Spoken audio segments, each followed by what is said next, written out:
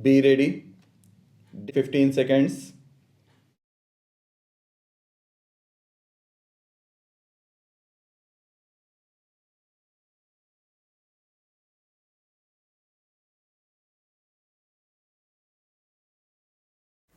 This code in JK Private Limited versus New Kesari Hind Spinning and Weaving Company Limited has held that once a winding up order is passed, the assets of the company under liquidation are passed under the control of the liquidator, whose statutory duty is to realize them. Thereafter, the creditors are paid out by the liquidator from the sale proceeds of the assets of the liquidated company. The creditors have to be paid in terms of the waterfall or priority mechanism.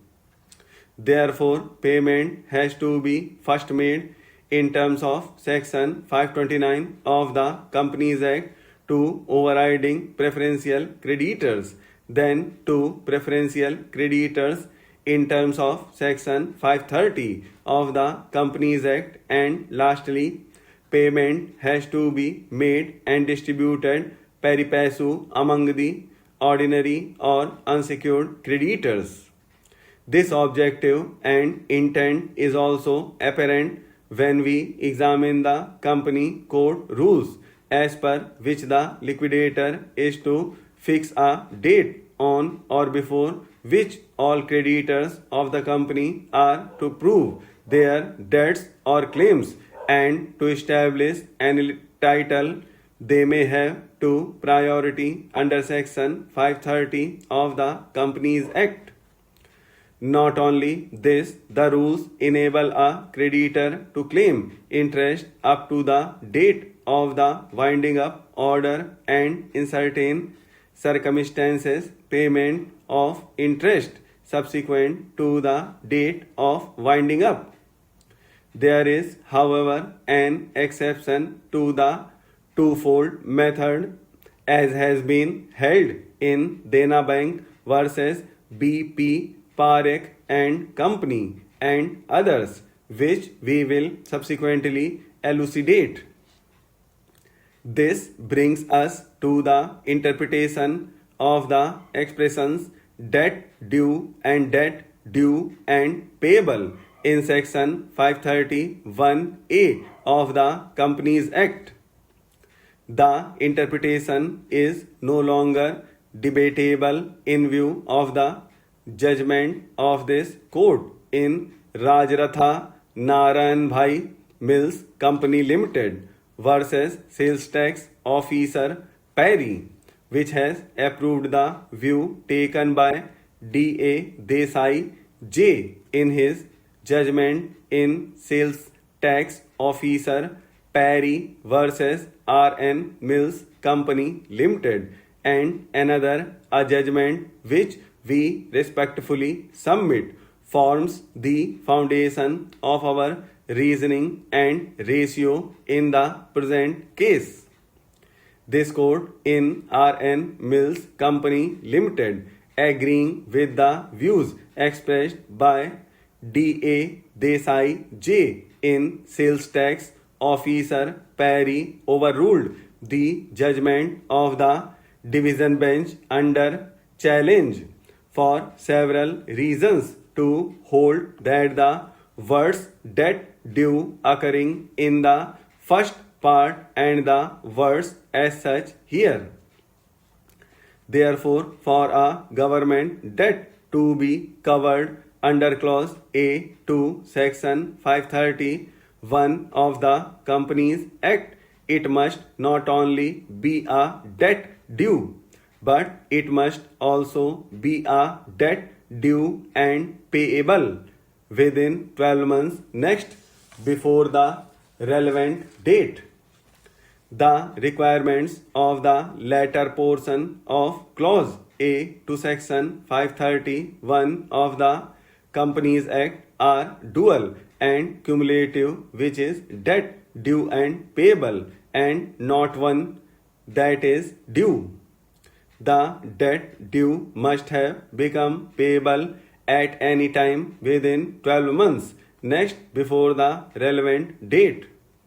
The debt due and payable prior to 12 months next to the relevant date is not a preferential debt in terms of Section 531A of the Companies Act. Such debt will rank pari passu with ordinary or unsecured creditors without any preferential treatment. In this regard, we quote the following passages from the decision of this court in R.N. Mills Company Limited as such. We have gone through both the judgments afore referred to very carefully and minutely and have heard learned counsel on the conflicting decisions. There are wide-ranging discussions in the interpretative process relating to the word due occurring in the earlier part of the provision and the words due and payable in the later part, and whether they are different expressions meant to convey differently or they mean the same thing. With due respect to the High Court, we feel that relevant and important considerations and material, though available, which could go to interpret the section purposively, was overlooked, and at this juncture we wish to put it to use. In a Ramayya's The Companies Act, it has been noticed that Section 530 of the Companies Act 1956 has been largely recast and amended in the light of the following recommendations of the Company Law Committee in paragraph 218 of their report. In this connection, we should like to refer to a memorandum that we received from the Central Board of Revenue on the question of a priority to be given to Crown demands generally and in particular to areas of income tax, super tax and corporation tax. It was suggested that there should be no time limit for the preferential payment of these Crown debts and that Section 230 of the Indian Companies Act should be amended accordingly.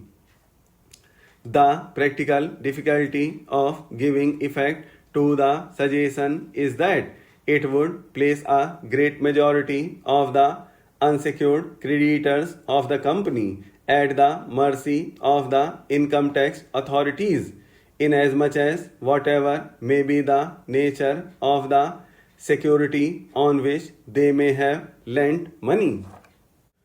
Going further, we have heard Mr.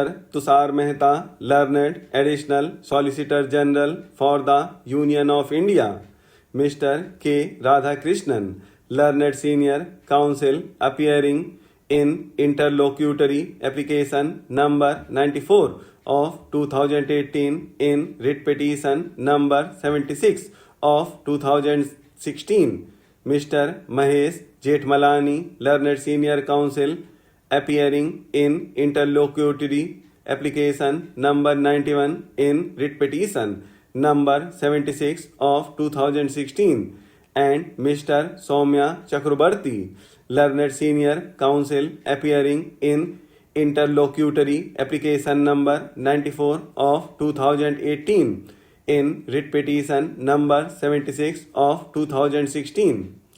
It is submitted on behalf of the petitioners and the interveners that homosexuality, bisexuality, and other sexual orientations are equally natural and reflective of expression of choice and inclination founded on consent of two persons who are eligible in law to express such consent, and it is neither a physical nor a mental illness. Rather, they are natural variations of expression and free thinking process, and to make it a criminal offense is offensive of the well established principles pertaining to individual dignity.